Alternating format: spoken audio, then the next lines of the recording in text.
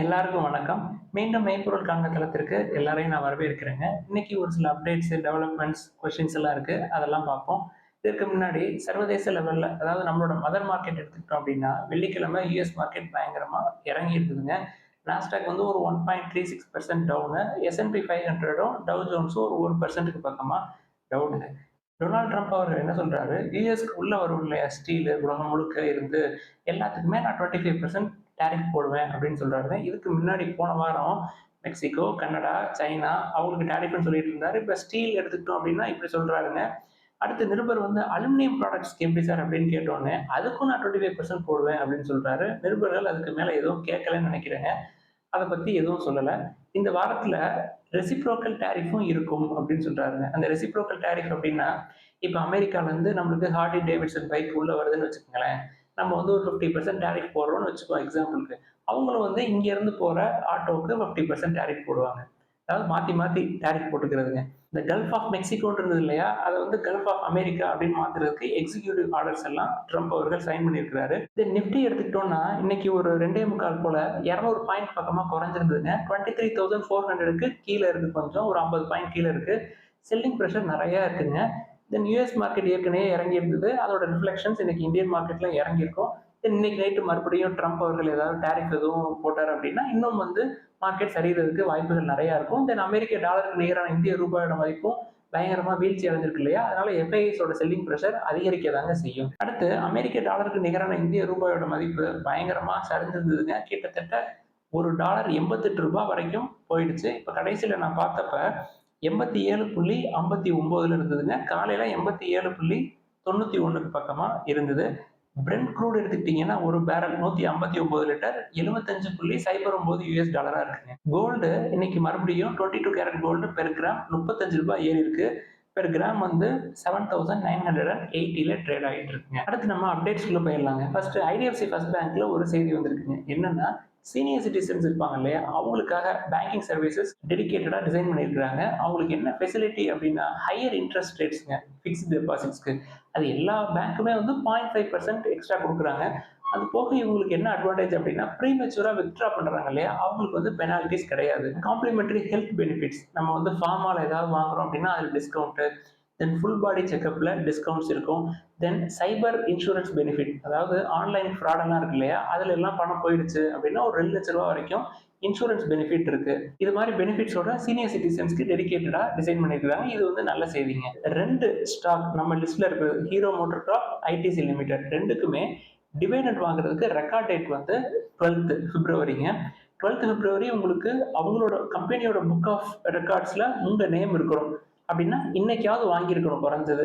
நாளைக்கு வாங்கினா கிடைக்காதுங்க, நாளைக்கு விற்கிறவங்களுக்கு கிடைக்கும். இப்போ ஹீரோ மோட்டர் காப் எடுத்துட்டோம்னா 100 ரூபாய் டிவிடெண்ட் அனௌன்ஸ் பண்ணியிருந்தாங்க. ரெக்கார்ட் டேட் 12ஆம் தேதி. உங்களுக்கு பேமெண்ட் என்னைக்கு வரும் அப்படின்னா 8ஆம் தேதி மார்ச்சுக்கு முன்னாடி உங்களுக்கு வந்துருங்க.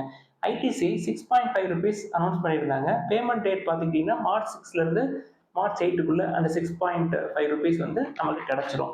டாடா ஸ்டீல் நம்ம வாட்ச் லிஸ்ட்ல வச்சிருக்கோங்க, இன்னைக்கு ஒரு 3%க்கு மேல குறைஞ்சிருந்ததுங்க. என்ன காரணம் அப்படின்னா ட்ரம்ப் அவர்கள் டேரிஃப்லாம் போடுவேன் அப்படின்னு சொல்லியிருந்தாரு. எந்த நாட்டுல இருந்து வந்தாலும் டேரிஃப், சைனா மட்டும் இல்லைங்க.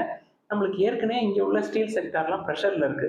மெட்டல்ஸே எடுத்துக்கோமே, சைனால இருந்து சீப்பா உள்ள வருது ஸ்டீலு. அது வந்து இங்க உள்ள லோக்கல் பிளேயர்ஸ்க்கு ப்ரெஷர். தென் டிமாண்ட் ஏற்கனவே இல்ல, எக்கனாமி வந்து ஸ்லோ டவுன் ஆயிருக்கு, அதனால பழைய லெவலுக்கு அவங்களால ப்ராஃபிட் பண்ண முடியல அப்படின்ற சூழல்னால தான் ஸ்டாக் ப்ரைஸ் வந்து 180ல இருந்து இப்போ 130ல இருக்கு. நம்ம வந்து மோர்கன் ஹவுசல் அவர்கள் சொன்ன மாதிரி இன்வெஸ்ட்மெண்ட்டுக்கு நம்ம வந்து எவ்வளவு தூரம் குறைச்சு நம்ம வந்து என்டர் ஆகிறதுக்கு சான்ஸ் கிடைக்குமோ அதுக்காக வெயிட் பண்ணிட்டு இருக்கோம். பிரைஸ் டு புக் 1.5 வரட்டும் அப்படின்னு சொல்லிட்டு. அடுத்து டாடா மோட்டார்ஸ்ல ஒரு செய்தி வந்திருக்குங்க. ஜெஃப்ரிஸ் ஏற்கனவே அவங்களோட டார்கெட் பிரைஸை கட் பண்ணியிருந்தாங்க 930 அப்படின்னு சொல்லியிருந்தாங்க. இப்போ வந்து அதை ரிவைஸ் பண்ணியிருக்காங்க. இப்போ உள்ள ஷேர் பிரைஸ்ல இருந்து மறுபடியும் டவுன் கிரேட் பண்ணியிருக்காங்க. எவ்வளவு பண்ணியிருக்காங்க அப்படின்னா ஒரு 13% கீழே இறங்குறதுக்கு வாய்ப்பு இருக்கு அப்படின்னு சொல்லியிருக்காங்க. இப்போ உள்ள ஷேர் பிரைஸ் எடுத்துக்கிட்டோம் அப்படின்னாலே அதோட பீக் 1170ஸ்ல இருந்து ஒரு 35% கம்மியா இருக்கு. என்ன காரணம் அப்படின்னா ஜேஎல்ஆரோட சேல்ஸ் நம்பர்ஸ் தாங்க. யூகே யூஎஸ்ல சேல்ஸ் வந்து ஓகே ஆயிருக்கு. But rest of the world, முக்கியமா சைனால சேல்ஸ் க்ரோத் இல்லை, சைனால ஸ்லோ டவுன் தெரியுது, அதனால அவங்களுக்கு ப்ரெஷர் இருக்கும் அப்படின்னு சொல்றாங்க. ஸோ டாடா மோட்டார்ஸ் வந்து இன்னும் குறையிறதுக்கு சான்ஸ் இருக்கு அப்படின்னு சொல்லியிருக்காங்க. ஸோ குறைஞ்சா நம்மளுக்கு வந்து வாய்ப்பு தான். நம்ம வந்து ஒரு 15-20 இயர்ஸ் வச்சுக்க போறோம். அதனால நம்மளுக்கு வந்து நல்ல சான்ஸ் கிடைக்கிறதுக்கு வாய்ப்புகள் பிரகாசமா இருக்கு. அடுத்து இன்ஃபோசிஸ்ல ஒரு செய்தி வந்திருக்குங்க. இன்ஃபோசிஸ் வந்து ஒரு 350 ஃப்ரெஷர்ஸ் வந்து வேலைய விட்டு அனுப்பிச்சிருக்காங்க அவங்களோட மைசூர் கேம்பஸ்ல இருந்து. என்ன காரணம் அப்படின்னா, மல்டிபிள் அசஸ்மென்ட் டெஸ்ட் வைப்பாங்க. இன்டர்னல் அசஸ்மென்ட்ஸ். அத வந்து கிளியர் பண்ணணும்.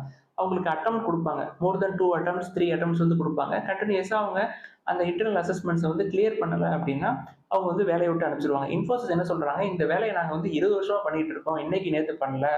எங்க ஆர்கனைசேஷனுக்கு தேவையான ஸ்கில்ஸ் வந்து அவங்கள்ட்ட இருக்கணும்னு நாங்க வந்து எதிர்பார்ப்போம். இல்ல அப்படின்னா, அத கிளியர் பண்ணிக்கிறதுக்கு சான்சஸ் 2 ஆர் 3 டைம்ஸ் குடுப்போம். அப்படியும் அவங்க வந்து அந்த அசஸ்மெண்ட்ஸ கிளியர் பண்ணல அப்படின்னா, நாங்க வந்து வேலைய விட்டு அனுப்புவோம் அப்படின்னு சொல்லியிருக்காங்க. தென் இன்ஃபோசிஸ் என்ன சொல்றாங்க, ஆனுவல் சேலரி ஹைக் இந்த வருஷத்துக்கு மார்ச் குவார்ட்டர்ல நாங்க வந்து ரிலீஸ் பண்ணுவோம் அப்படின்னு சொல்லியிருக்காங்க. அடுத்து டாடா கன்சல்டன்சி சர்வீசஸ்ல ஒரு நியூஸ்ங்க. கோவிட் டைம்ல நெறைய வொர்க் ஃப்ரம் ஹோம் இருந்தது இல்லையா? அத வந்து தொடர்ந்து கன்டின்யூ பண்ணாங்க. அதுக்கப்புறம் நெறைய ஐடி நிறுவனங்கள் வந்து ஆஃபீஸ்க்கு வர சொல்லி அழுத்தங்கள் குடுத்தாங்க. இங்க ஹெச்ஆர் பாலிசிஸ் என்ன சொல்றாங்க, இந்த குவார்ட்டர்லி வேரியபிள் அலவன்சஸ் அப்படின்னு ஒண்ணு இருக்குங்க. அத வாங்குறதுக்கு அதாவது அதுக்கு வந்து ஒரு 50,000 55,000 வரைக்கும் அந்த போனஸ் வந்து கிடைக்குது. அதுக்கு வந்து அட்டெண்டன்ஸ் மாரி குடுத்துருக்காங்க. வொர்க் ஃப்ரம் ஆஃபீஸ் அப்படின்னு சொல்லிட்டு ஒரு அட்டெண்டன்ஸ் குடுத்துருக்காங்க. அந்த அட்டெண்டன்ஸ் வந்து லெஸ் தென் 60% இருந்தா அந்த குவார்ட்டர்லி வேரியபிள் அலவன்சஸ் வந்து அவங்களுக்கு கிடைக்காதுங்க. 60ல இருந்து 75% இருந்தது அப்படின்னா 50% போனஸ் கிடைக்கும். தென் 75 to 85% வந்து அட்டெண்டன்ஸ் இருந்தது அப்படின்னா ஒரு 75% ஆஃப் குவார்ட்டர்லி வேரியபிள் அலவன்சஸ் வந்து கிடைக்கும் அப்படின்னு சொல்றாங்க. இந்த செகண்ட் குவார்ட்டர் எடுத்துக்கிட்டோம்னா ஜூலை டு செப்டம்பர் குவார்ட்டர்ல கிட்டத்தட்ட அவங்களுக்கு கிடைக்க வேண்டிய போனஸ்ல 20 to 40% தான் கிடைச்சிருக்கு குவார்ட்டர்லி வேரியபிள் அலவன்சஸ் அப்படின்னு சொல்றாங்க. இதுல ஃப்ரெஷர்ஸ் உள்ள போய் இப்பதான் ஜாயின் பண்ணியிருப்பாங்க. யங் ஸ்டாஃப் மெம்பர்ஸ் இருப்பாங்கல்ல, அதுல டிசிஎஸ் எடுத்துக்கிட்டோம்னா கிட்டத்தட்ட 70% ஆஃப் எம்ப்ளாயிஸ் வந்து ஜூனியர் ஸ்டாஃப் தாங்க. ஜூனியர் லெவல் ஸ்டாஃப் தான். அவங்க எல்லாருக்குமே 100% குவார்ட்டர்லி வேரியபிள் அலவன்சஸ் குடுத்துருக்காங்க. தென் சீனியர்ஸ் அது போக 30% ஹையர் லெவல்ல இருப்பாங்க இல்லையா? அவங்களுக்கெல்லாம் எப்படி குடுத்துருக்காங்கன்னா pay out unit wise performance வச்சு குடுத்துருக்காங்க. அது போக இந்த அட்டெண்டன்ஸ் நார்ம்ஸையும் கொஞ்சம் வந்து பார்த்துருக்காங்க. இதை நம்ம எப்படி பார்க்கணும் அப்படின்னா, இந்த குவார்டர்லி ரிசல்ட்ஸ் வர்றப்ப ரெவன்யூ வந்து கம்மியா இருக்கும், ப்ராஃபிட்ஸ் வந்து அதிகமா இருக்கு இல்லையா? அவங்க வந்து ஓவராலா காஸ்ட்டை வந்து ஆப்டிமைஸ் பண்றாங்க. எவ்வளவு தூரம் காஸ்ட்டை வந்து குறைக்க முடியுமோ அவ்வளவு தூரம் குறைச்சு ப்ராஃபிட்ஸை வந்து காட்டியிருக்காங்க அப்படின்றது இதுல இருந்து நம்மளுக்கு தெரியுதுங்க. அடுத்து ரிலாக்ஸோ ஃபுட்வேர்ஸ் பத்தி கேட்டிருக்காங்க. ரிலாக்ஸோ ஃபுட்வேர்ஸ் இப்பவுமே வேல்யூவேஷன் ரொம்ப அதிகமா இருக்குங்க. நான் வந்து கிட்டத்தட்ட 905, 910, 15 ரேஞ்சில் ஒரு 5 மட்டும் வாங்கினேன். அன்னைக்கு வந்து பிஇலாம் எனக்கு பார்க்க தெரியாதுங்க. நான் பாட்டுக்கு 105 இருந்தப்ப பிஇ வாங்கிட்டேன். நான் வாங்கினதுக்கப்புறம் இன்னைக்கு கிட்டத்தட்ட ஒரு 500, 600 ரூபாய்க்கு பக்கமா வந்துருச்சுங்க. இப்பயும் வேல்யூவேஷன் பார்த்தீங்கன்னா ரொம்ப ரொம்ப அதிகம். டெட் டு ஈக்விட்டி கிடையாதுங்க. ஆனா பிரைஸ் டு ஏர்னிங்ஸ்ன்னு பார்த்தீங்கன்னா 70க்கு பக்கமா இருக்குங்க. ஸோ இந்த மாதிரி ஹையர் வேல்யூவேஷன் இருக்கிற ஸ்டாக்ஸ்க்கு போகாதீங்க அப்படின்னு திருப்பி திருப்பி சொல்றதுக்கு காரணம், நான் போய் அதில மாட்டிக்கிட்டு, அதில செஞ்ச தவறுகள தாங்க உங்கள்ட்ட சொல்லிக்கிட்டு இருக்கேன். இப்போ ரிலாக்ஸா ஃபுட்வேர்ஸ் எடுத்துக்கிட்டோம் அப்படின்னா, கடைசி 6 வருஷத்த எடுத்துக்கிட்டோம்னு வச்சுக்கங்களேன். 2020 மார்ச் 2020ல அவங்களோட நெட் ப்ராஃபிட் எடுத்துக்கிட்டோம்னா 226 கோடி. 2021 எடுத்துக்கிட்டோம்னா 291 கோடி. 2022 எடுத்துக்கிட்டோம் அப்படின்னா 232 கோடி. 2023 எடுத்துக்கிட்டோம்னா 154 கோடி. 2024ல 200 கோடி. அடுத்து இப்ப ஃபினான்ஷியல் 2025 எடுத்தோம்னா, இந்த ஜனவரி, பிப்ரவரி, மார்ச் குவார்ட்டர் சேர்க்காம 113 கோடியில இருக்குங்க. கம்பெனி வந்து லாஸ் பண்ணல. எல்லா குவார்ட்டருமே ப்ராஃபிட் பண்றாங்க. பட் சேல்ஸ்ன்னு பார்த்தீங்கன்னா, பெரிய சேல்ஸ் ரெவென்யூ குரோத் வந்து இல்லங்க. டிமாண்ட் வந்து ஃப்ளாட்டா இருக்கு. தென் இன்புட் காஸ்ட் வந்து கூடியிருக்கு. இன்ஃப்ளேஷன் இருந்தது இல்லையா? அது வந்து அவங்களோட காஸ்ட் ப்ராடக்ட்ட வந்து மேனுஃபேக்சர் பண்றதுக்கு, தென் சேலரீஸ் குடுப்பாங்க. தென் மெயின்டனன்ஸ், ஆப்பரேஷன் ஆக்டிவிட்டீஸ் எல்லாத்துக்குமே காஸ்ட் வந்து பயங்கரமா கூடியிருக்குங்க. அதனால பெரிய சேல்ஸ் நம்பர்ஸ், ப்ராஃபிட் குரோத் வந்து 2020ல இருந்தே காட்டல. அதனால ஃபிளாட்டா இருக்கு. தென் கன்டினியூஸா குறைஞ்சுக்கிட்டே இருக்குங்க. இந்த செக்டார்ல இருக்கிற பிரஷர்னால தான் இந்த தடவை யூனியன் பட்ஜெட்ல கூட ஃபினான்ஸ் மினிஸ்டர் வந்து லெதர் அண்ட் நான் லெதர் ஃபுட்வேர்ஸ்க்கு ஒரு சில செய்திகள்லாம் அதை பத்தி பேசியிருந்தாங்க இல்லையா? இதுவே மெட்ரோ பிராண்ட்ஸ் எடுத்துக்கங்களேன். மெட்ரோ பிராண்ட்ஸோட சேல்ஸ் கடைசி 3 வருஷம் எடுத்துக்கிட்டோம் அப்படின்னா, 2022ல அவங்களோட சேல்ஸ் நம்பர்ஸ் வந்து 1300 க்ரோர்ஸா இருந்திருக்குங்க. மார்ச் 2024 எடுத்துக்கிட்டோம்னா 2300 அப்படியே வந்து கிட்டத்தட்ட டபுள் ஆயிடுச்சு. ப்ராஃபிட்ன்னு எடுத்துக்கிட்டோம்னா, மார்ச் 2022ல 207 கோடி.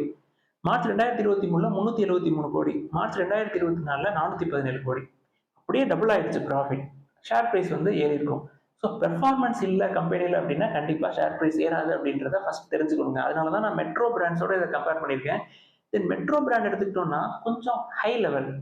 கொஞ்சம் எல்லாமே காஸ்ட்லியா இருக்கும். இந்த ரிலாக்ஸோவ பொறுத்தவரைக்கும் கொஞ்சம் மிடில் லெவல்ல இருக்கிற எக்கனாமில இருக்கிறவங்கள இது வந்து ஃபோக்கஸ் பண்ணும்.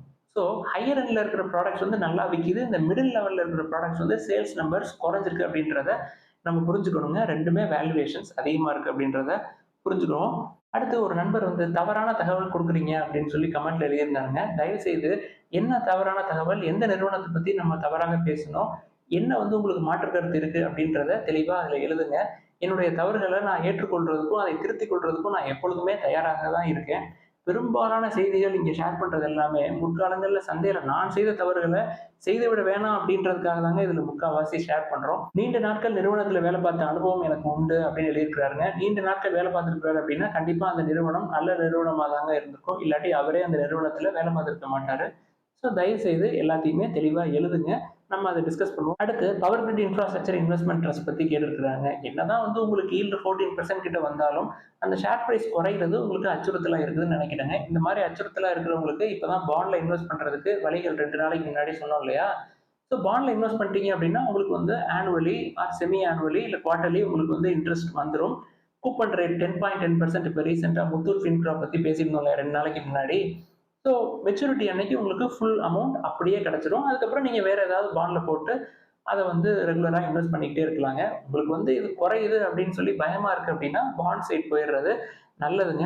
அடுத்தது இந்த செபி ரிஜிஸ்டர்ட் அட்வைசர்ஸ்னா யாரு சார்? அவங்கள சொல்றத வந்து நம்ம கேட்கலாமா? நம்ம வந்து சந்தேகங்கள அவங்கள்ட்ட கேட்கலாமா? அப்படின்னு சொல்லி கேட்டுருக்காங்க. இப்ப என்ன எடுத்துக்கிட்டீங்கன்னா, அப்ஸ்டாக்ஸ்ல இருக்குங்க, ஐசிஐசிஐ டைரக்ட்ல இருக்குங்க. ஐசிஐசிஐ டைரக்ட் அக்கவுண்ட்க்கு எனக்கு ரிலேஷன்ஷிப் மேனேஜர்ன்னு ஒருத்தவங்க இருக்கிறாங்க. அவங்க வந்து எனக்கு ஃபோன் பண்ணி மியூச்சுவல் ஃபண்ட் வந்திருக்கு, ஸ்டாக்ஸ் ரெக்கமெண்டேஷன்ஸ் அதெல்லாம் குடுப்பாங்க. டெய்லி அப்டேட்ஸ் வந்து வந்துகிட்டே இருக்கும் எனக்கு எதாவது. நான் வந்து எப்பதான் அவங்கள அப்ரோச் பண்ணேன் அப்படின்னா, எனக்கு ஏதாவது சர்வீஸ் தேவைப்படுது, ஏதாவது ஒர்க் ஆகல, இல்ல ஏதாவது ட்ரேடிங் பிளாட்ஃபார்ம் ஓப்பன் ஆகல, இந்த மாரி சர்வீசஸ்க்கு அவங்கள்ட்ட போய் கேட்டுக்கிறது வழக்கங்க. மத்தபடி அவங்கள்ட்ட அவங்க சொல்றத வந்து கேட்டுக்கிட்டு, நான் வந்து எதன் அடிப்படையில தான் எப்பொழுதுமே கன்சிடர் பண்ணுவேன் அப்படின்னா, Benjamin Graham, Peter lens, Morgan Housel எப்படி டிஃபென்சிவா ஒரு 25 இயர்ஸ் இன்வெஸ்ட் பண்ணணும்னா என்னென்ன பண்ணணும்னு அவங்க சொல்லிக் குடுத்துருக்காங்க. அத தாங்க நான் ஃபாலோ பண்ணுவேன். இதுவே அப்ஸ்ட்ராக்ஸ் எடுத்துக்கிட்டீங்கன்னு வச்சுக்கங்களேன், அவங்க எந்த ரெக்கமெண்டேஷன்ஸுமே பண்ண மாட்டாங்க. அவங்க வந்து டிஃபரண்டான அப்ரோச். இப்ப வந்து நான் அப்ஸ்ட்ராக்ஸ்ல ஆத்தரைஸ்டு பெர்சனா இருக்கேன். எனக்கு வந்து ஒரு லிங்க் குடுத்துருவாங்க. அந்த லிங்க்க யூஸ் பண்ணி யார் யாரெல்லாம் அக்கவுண்ட் ஓப்பன் பண்றாங்களோ, அவங்கலாம் வந்து என்னோட கிளியன்ட்ஸா இருப்பாங்க. அவங்களுக்கு நான் என்ன பண்ணணும், அவங்களுக்கு எஜுகேட் பண்ணணும். எப்படி வந்து ஸ்டாக்ஸ வந்து செலக்ட் பண்றது, இன்வெஸ்ட்மென்ட் ப்ராடக்ட்ஸ் ஸ்டாக்ஸ்ல இன்வெஸ்ட்மென்ட் ப்ராடக்ட்ஸ் என்னென்னலாம் இருக்கு, அதெல்லாம் வந்து அவங்களுக்கு எஜுகேட் தான் பண்ணலாம். அதுவும் ரெக்கமெண்டேஷன்ஸ்லாம் பண்ணக்கூடாது. அதுக்கு தான் வந்து எனக்கு ஆத்தரைஸ்டு பெர்சன் சர்டிஃபிகேட் குடுத்துருக்காங்க. நம்ம ஜென்ரலா இங்க சொல்றது எல்லாமே, நான் செய்த தவறுகள். நான் வந்து தனிப்பட்ட முறையில ஸ்டாக் மார்க்கெட் உள்ள வந்தப்ப செய்த தவறுகள்லாம் வந்து யாரும் செஞ்சிடக்கூடாது அப்படின்றதுக்காக நம்ம இங்க பேசுறோங்க. பெஸ்ட் வே என்ன அப்படின்னா, intelligent investor learn to earn psychology of money படிச்சு நீங்களாவே தெரிஞ்சுக்கிறது ரொம்ப ரொம்ப நல்லதுங்க. அடுத்து டிடி பவர் அப்படின்னு சொல்லிட்டு ஒரு ஜாப்பனீஸ் கம்பெனி பத்தி கேட்டிருக்காங்க. Small cap company but valuations அதிகமா இருக்குங்க. இப்பயே வேல்யூவேஷன்ஸ் வந்து பிஇ 38ல இருக்கு. இப்ப கடைசி 2 மாசம் எடுத்துக்கிட்டோம் அப்படின்னா ஒரு 15%க்கு மேல குறைஞ்சிருக்கு. ஆனா அப்பயும் வேல்யூவேஷன்ஸ் வந்து அதிகமா இருக்குங்க. எஃப்ஐஐஸ் அவங்களோட ஸ்டேக்க 11% இருந்து 18% வரைக்கும் ஏத்திருக்காங்க. போன டிசம்பர் 2023ல 11% இருந்திருக்கு. டிசம்பர் 2024ல 18% ஏறிருக்குங்க. அதுல ஜாப்பனீஸ் கம்பெனிஸ் வந்து அதுல இன்வெஸ்ட் பண்ணியிருக்கிறாங்க. தென் கோல்ட்மேன் ஷாக்ஸ் அப்படின்ற ஒரு கம்பெனி பத்தி நம்ம பேசணும் இல்லையா? அவங்களும் வந்து ஸ்டேக்ஸ வந்து கூட்டி குறைச்சு ஏற்ற இறக்கத்தோட இருக்குங்க. டிசம்பர் 2023ல இருந்து 2024 வரைக்கும். ஸோ நீங்க வச்சிருந்தீங்க அப்படின்னா ரெகுலரா இந்த எஃப்ஐஐஸ் வந்து அவங்களோட ஸ்டேக்கை எப்படி மூவ் பண்றாங்க, தென் டிஐஎஸ் எப்படி மூவ் பண்றாங்க, ப்ரொமோட்டர்ஸ் வந்து ஸ்ட்ராங்கான ப்ரொமோட்டர்ஸா, யார் ப்ரொமோட்டர், இதெல்லாம் வந்து நல்லா டீட்டெயிலாக அனலைஸ் பண்ணிக்கங்க. ஆனால் ஃப்ரெஷ்ஷாக என்டர் ஆகுறதுக்கு இப்போ வேல்யூவேஷன்ஸ் ரொம்ப ஜாஸ்தியாக இருக்குங்க. ஸோ இதெல்லாம் பற்றி தாங்க இன்னைக்கு டிஸ்கஸ் பண்ணணும்னு நினச்சேன். ஏதாவது சந்தேகங்கள் கேள்விகள் இருந்தால் எல்லாத்தையும் எழுதுங்க. எல்லாருக்கும் நன்றி.